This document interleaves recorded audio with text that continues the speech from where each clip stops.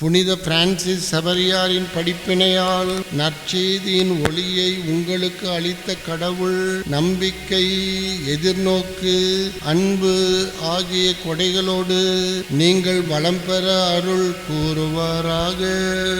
தந்தையின் பேருடனாக இயேசு கிறிஸ்து நம்பிக்கை படிப்பினைகளால் நீங்கள் எப்பொழுதும் ஊட்டம் பெற்று நற்செயல்களில் உங்களை நிலைத்திருக்க செய்வாராக. உண்மையான நம்பிக்கையில் உங்களை ஒளிர்வித்த தூய ஆவியார் கிறிஸ்துவ வாழ்விலும் கிறிஸ்துவ வாழ்வாலும் விண்ணக கொடைகளாலும் நீங்கள் வளர செய்வாராக.